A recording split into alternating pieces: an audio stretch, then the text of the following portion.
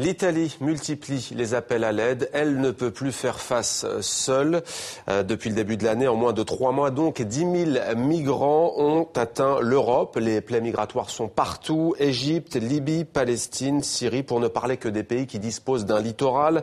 L'Europe semble tétanisée, coincée entre une exigence d'accueil et une nécessité sécuritaire. Un homme est au cœur de ces contradictions. Bonsoir Fabrice Légéry. Merci d'être avec nous en direct de Bruxelles. Vous êtes le directeur exécutif de l'agence européenne Frontex, organisation chargée de gérer les frontières extérieures de l'Union européenne. Vous avez pris vos fonctions, on le précise, très récemment, puisque c'était au mois de janvier. Alors Fabrice Légéry, le dernier rapport de Frontex est saisissant. En 2014, l'immigration clandestine en Europe a augmenté de 180%. Que peut faire exactement Frontex ? Bonsoir.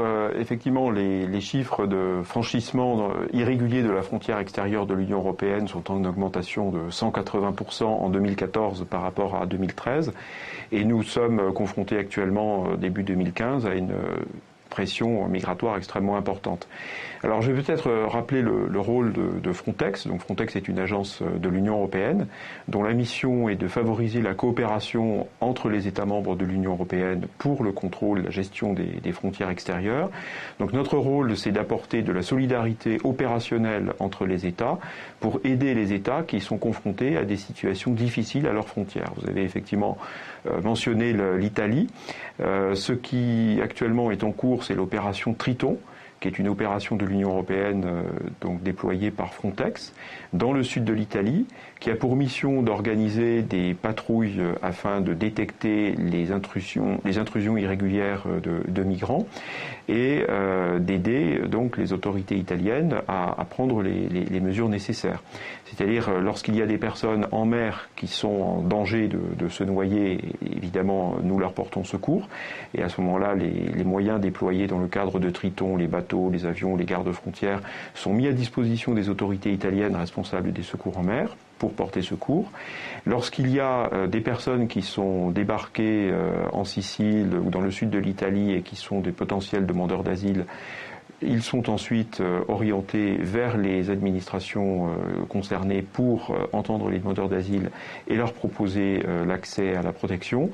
Mais je crois que c'est très important, il ne faut pas non plus encourager le business des trafiquants d'êtres humains qui sont en réalité derrière tout cela et qui exploitent aussi parfois la misère humaine. Donc, alors Fabrice Légéry, ce qui frappe aussi les esprits en Europe, ce sont les conditions dans lesquelles vivent ces migrants une fois qu'ils sont arrivés sur le sol européen. Vous évoquiez notamment l'Italie. Je vous propose de regarder un reportage de la RTS, notre partenaire francophone. C'était en octobre dernier. Les équipes de la télévision suisse romande s'étaient rendues alors dans un centre de rétention en Sicile. Reportage. Leur odyssée en mer a pris fin depuis quelques heures seulement. Mais déjà, ces Pakistanais ne pensent qu'à repartir. Chaque jour, le scénario est identique.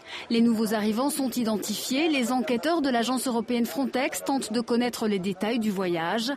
Le directeur du centre n'accepte pas les critiques de l'Europe. L'Europe qui met en doute l'efficacité du système italien dans l'accueil des migrants. Accueillir 1000 personnes par jour à chaque débarquement, c'est complètement différent que de recevoir 100 ou 200 demandes d'asile par mois, comme c'est le cas en Allemagne, en Suède ou en Suisse. Depuis l'ouverture du centre en 2011, 15 000 hommes ont défilé dans ces dortoirs sordides. Leur première nuit sur le sol européen ressemble souvent à un réveil brutal, même si lorsqu'ils arrivent dans le centre de Syracuse, leur rêve est encore intact. Mon grand rêve est d'aller en Suisse. Je veux voir la Suisse. Je rêve d'aller en Suisse parce que c'est un paradis, le paradis sur terre. C'est l'heure du repas. Les migrants présentent leur première carte d'identité reçue sur le territoire italien. Ils ont reçu 3 francs d'argent de poche et une carte de téléphone. Mais à chaque repas, des noms manquent à l'appel.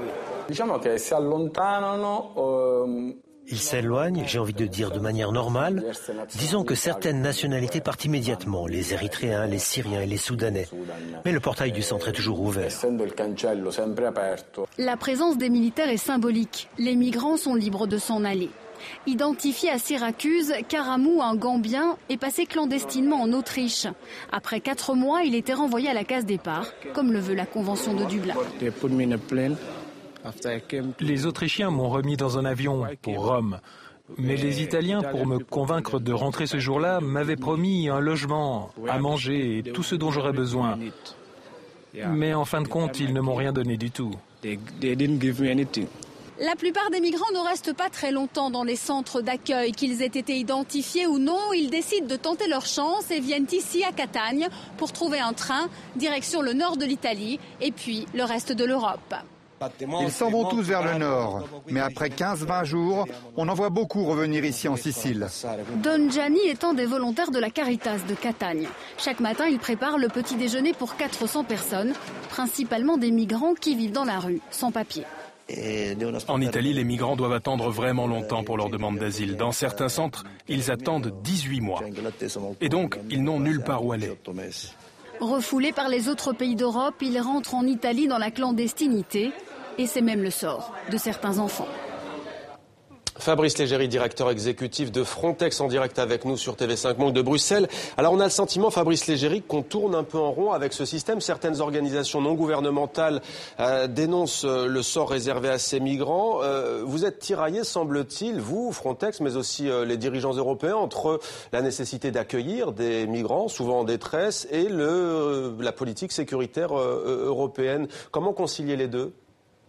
La mission de Frontex est claire, donc c'est d'aider, dans le cas d'espèce, l'Italie à patrouiller afin de détecter les entrées irrégulières de migrants, mais aussi d'aider les Italiens sur le territoire lors du débarquement des migrants, les aider à débriefer. Nous avons des équipes de garde-frontières déployées par Frontex qui permettent de débriefer et de screener les migrants, ce qui permet d'une part d'identifier les potentiels demandeurs d'asile. Dans ce cas-là, ils ont accès à la protection et normalement, il est de leur intérêt de donner leurs empreintes digitales parce que tel est le droit européen. Les migrants qui demandent l'asile doivent être enregistrés dans Eurodac. Et ensuite, c'est donc le dossier de demande d'asile qui dépend de cette prise d'empreinte digitale. S'ils refusent de donner leurs empreintes dans le cadre d'Eurodac, on peut en conclure qu'ils ne sont pas demandeurs d'asile et ce sont donc des étrangers en situation irrégulière. Et le droit européen permet, dans ce cas-là, non seulement permet, mais oblige aussi les États membres normalement à les renvoyer vers des pays tiers, donc hors de l'Union européenne. Alors il y a évidemment des nationalités qui sont des pourvoyeuses, je dirais, de migrants économiques traditionnels. Lorsque je me suis retrouvé à visiter un centre de réception de migrants en Sicile il y a quelques semaines, j'ai rencontré beaucoup de migrants qui venaient d'Afrique occidentale francophone. Leur parcours était typiquement celui d'un migrant économique. Il peut y avoir dans d'autres cas des parcours qui sont typiquement ceux de vrais demandeurs d'asile. Et puis il peut y avoir dans ces flux mixtes d'immigration des personnes qui ne sont pas vraiment des demandeurs d'asile, mais qui fuient un pays dont la situation, je pense à l'Érythrée ou à la Somalie, sont des situations de menaces sécuritaires. Fabrice Légéry, on avait entendu plus jamais ça, promesse des responsables européens faite après le terrible naufrage de Lampedusa qui a tué plus de 360 personnes. C'était en octobre 2013, il y a 1 an et demi.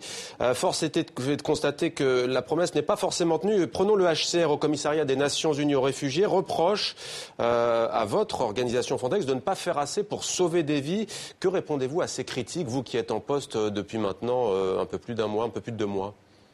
Je réponds 2 choses. La première chose, c'est qu'un tiers des vies qui ont été sauvées depuis le 1er novembre 2014 dans le cadre de l'opération, depuis que l'opération Triton existe, un tiers des vies sauvées en mer ont été sauvées avec la contribution des équipements et des équipages déployés par Frontex en Italie. Donc un tiers des vies sauvées. Les 2 tiers restants étant sauvés par des moyens traditionnels de secours en mer déployés par les autorités italiennes ou maltaises. Donc ça, c'est la première réponse.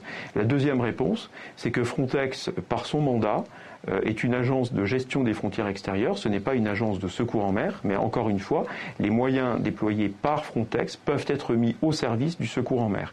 Et je voudrais rappeler que le secours en mer est une compétence nationale des États et l'Union européenne n'a pas la compétence, en tout cas dans l'organisation de l'Union européenne aujourd'hui, ce n'est pas l'Union européenne qui organise le secours en mer, ce sont les États.